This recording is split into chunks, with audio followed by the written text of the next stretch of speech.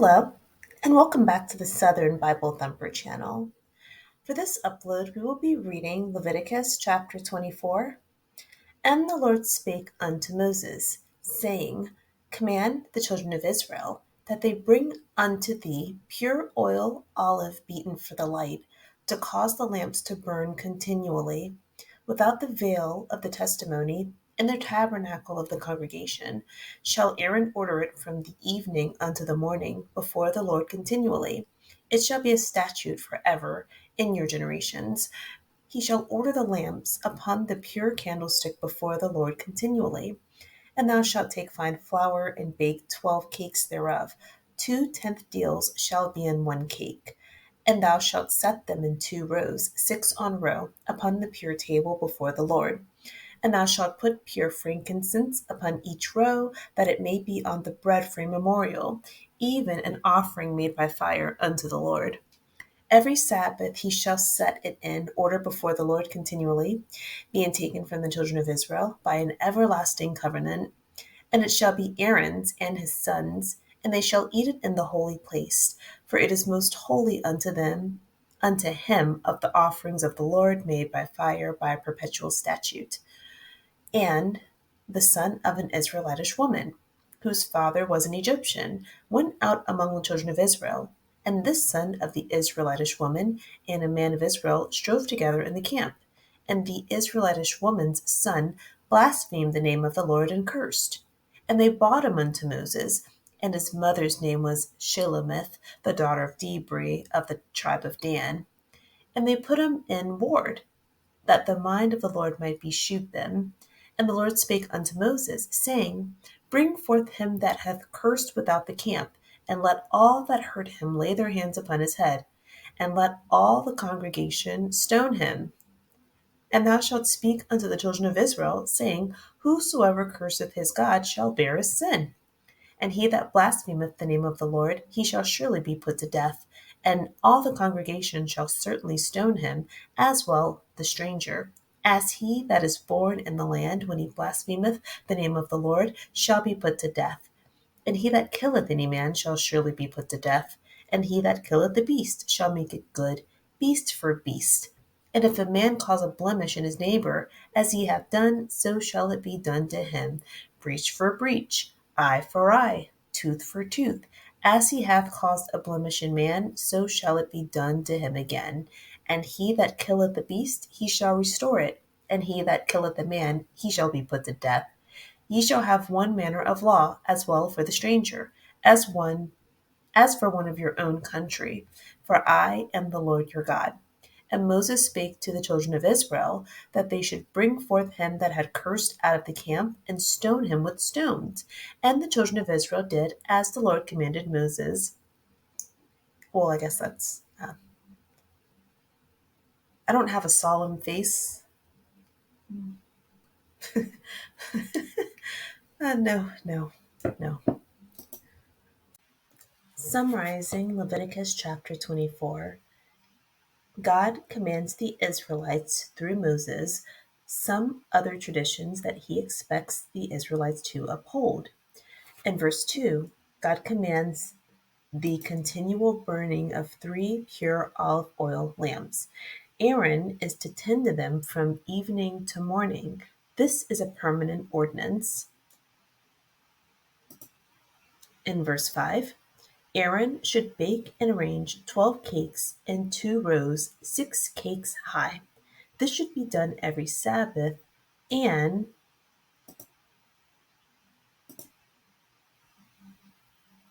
verse 8, the materials should be donated by the Israelites.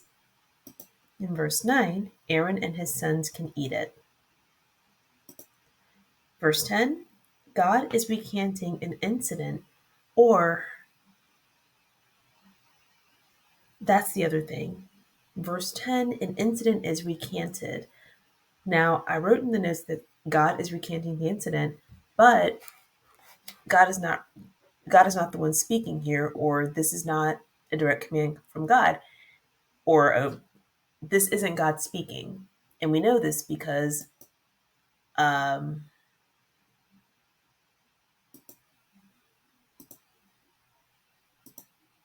The Lord spake to Moses. Then the Lord spake to Moses, saying. So the chapter opens with the Lord speaking to Moses. And then when we get on 10, it just says, now an Israelite woman's son. Then we get to 13, then the Lord spake to Moses. So the other reason why I am saying that this is a change is because when God first started speaking, he was talking about something Aaron should do and about the oil, olive oil lamps and the cakes, and they should collect this from the Israelites. And it goes from talking about what Aaron needs to do for this permanent ordinance every Sunday or Sabbath to now an Israelitish man. And it's alluding to his race as well, because it's saying he's his father was an Egyptian. So, um, well, the other translations it says Israelite, but we see here in the King James Version an Israelitish woman. Curiously, I'd like to see what the interlinear, the original translation of the Bible, or as close as we can get, it's numbered. Okay, and went out the woman of an Israelitess.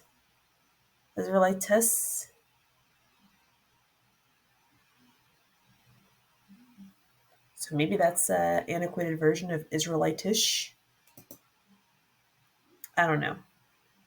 But I just wanted to make that distinction that God was speaking directly in the first verse, because we say we see here the Lord spoke to Moses saying, and this is what Aaron has to do. Then we get to verse 10 and it just says, now an Israelitish woman. And it's talking about the guy who got into an incident and blasphemed God.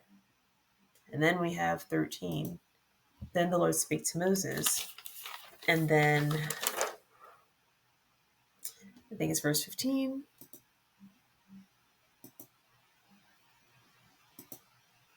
Oh, okay, well, 13 was the one. The Lord spake to Moses. So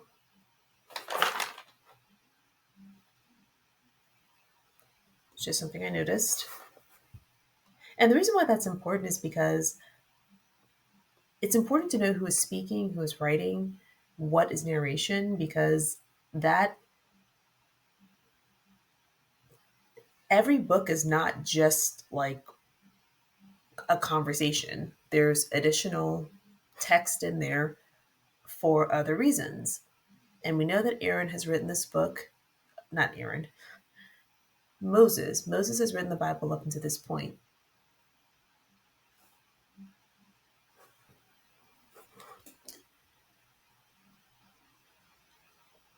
And if God isn't speaking,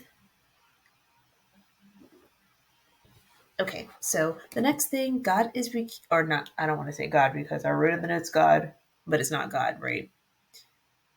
An incident is recanted between a young man with an Israelite mother and an Egyptian father, and the young man's mother's name is Shelomith in verse 11. The young man got into an altercation with another, and the male, the Shelomith's son, blasphemed the Lord. They, is this up here? Okay, they. That's another thing I was looking at. Verse 12, they put him into custody. And it's like, do they. I guess I didn't think about them having law enforcement, but I guess they had to have someone to help enforce. Maybe back in Exodus when Moses was the one judging everyone's personal issues and his father-in-law told him you need to appoint some men to help. Maybe that's kind of what who the maybe that's part of the responsibilities are the people who are appointed to help him judge matters. Maybe they also help to enforce the rules. But I would ask, like, how come some of those guys couldn't help Aaron check for leprosy? Because that sounds kind of gross. And he has to like do all this gross work, like kill the animals, cut their body parts out, sprinkle the blood. Then he has to check for leprosy and monitor them. I just feel like, can't we get some of these other guys to help, like, do some of the nasty stuff? And if when they go into the new land, before they even get there, Aaron's going to have to diagnose mold in the house, if there is mold in the home. But that's the other thing. So they're some people. Maybe it's the same they that everyone talks about when they're making a point on the internet. They said this. These are the same people that said that, which is impossible because the same group of people are not. You're never going to have the same permutation of people in the section at one time. We all know this, but we still do it, and I do it too, because it's just easier. It's just easier to group everyone together sometimes. Don't listen to that. That wasn't in the Bible. Okay, so verse. Why do I have verse 12? Okay, because of that, we were discussing they. We don't know who they are. Verse 14. God tells Moses to tell everyone who heard the blasphemer to lay their hands on his head and then have the entire congregation stone him to death. And so this is verse 13 is when the Lord speaks to Moses, and then he's telling them what the directions are. Verse 15, God tells Moses to tell the Israelites, whoever curses his God is guilty. Anyone who blasphemes, and that is a Israelite or a visiting stranger, anyone who blasphemes God should be stoned to death by the congregation. Which, okay. But then in verse 17, God tells Moses, additionally, any man who kills another should be put to death. When you just said in verse 15, everyone needs to kill the man. It has to be a group effort to stone the person to death.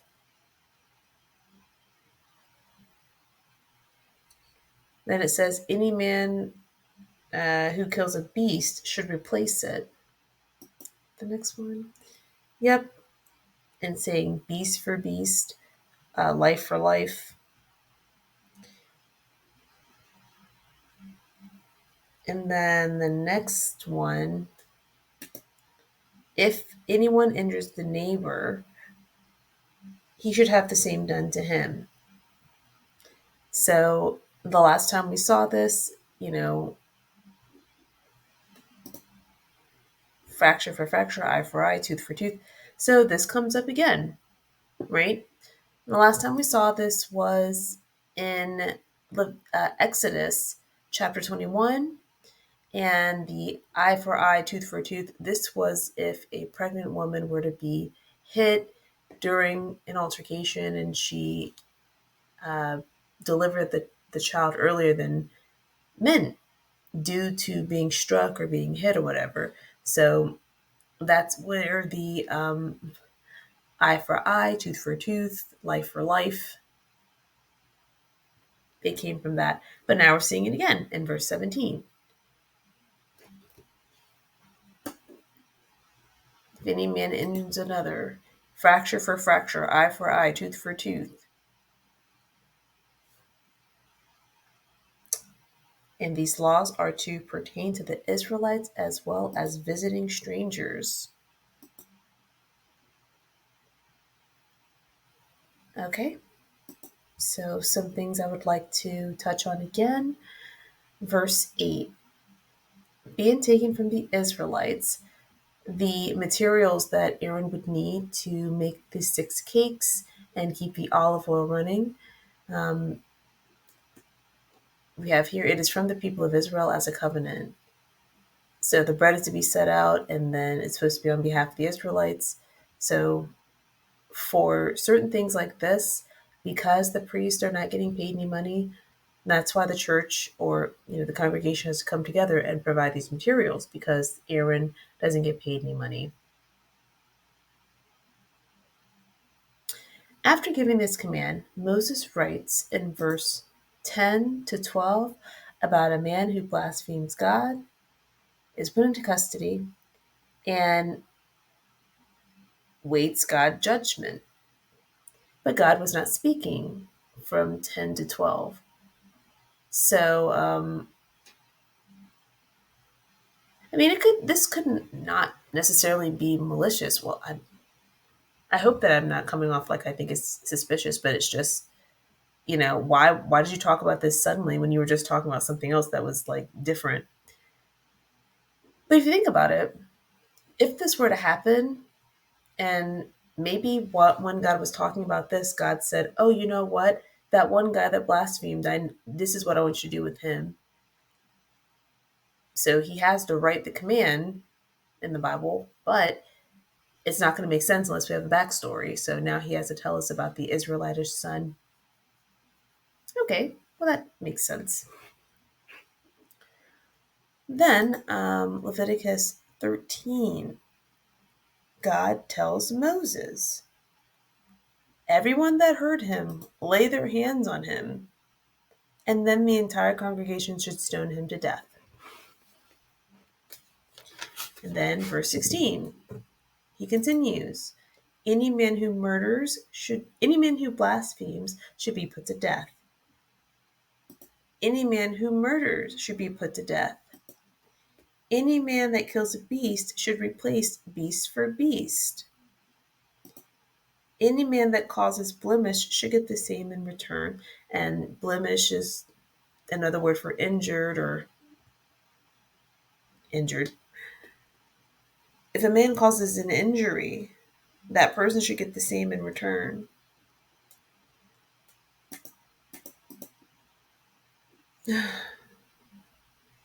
I hope that didn't look that bad. But it's not about how I look, it is about the word. Another thing that I do that makes me giggle every time, I don't like to just burp like,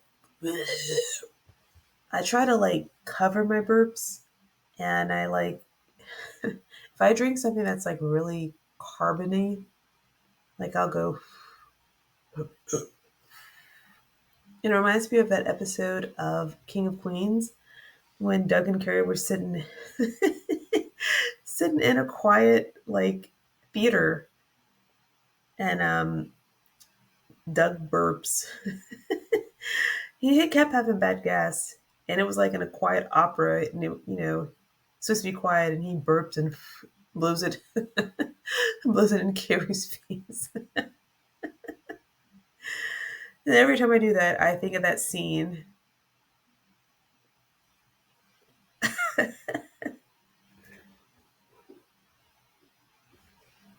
Oh, I shouldn't have done that again because this is the second time this guy got stoned, and I'm like, I'm not solemn. Okay. Okay. I can see why some things are the way they are for me. Uh, so sadly, the blasphemer is stoned to death by the congregation at the end of the story. And I just had like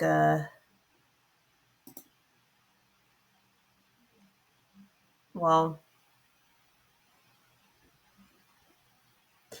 actually, I don't think I want to say that. What I was going to say is reference this, Exodus chapter 32. But that was before I really thought about it, because the fact that God wasn't speaking in verses 10 through 12,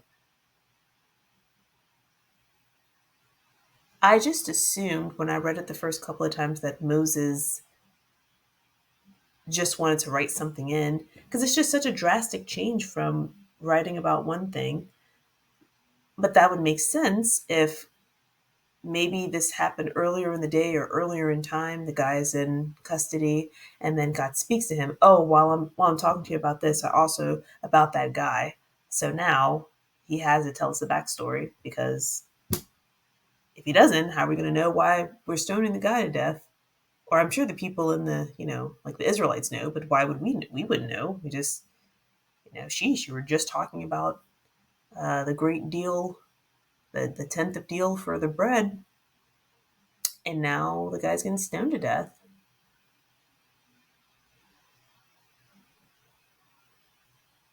Bet that was horrible. If I could choose, well, I don't like thinking of my own death, but man, stoning just sounds horrible. Because what if it gets your eye first, knocks some of your teeth out? Like, it would take so long to die. Like, ugh. I'm really glad we're not living in the Old Testament times anymore. Okay, well, that is Leviticus chapter 24.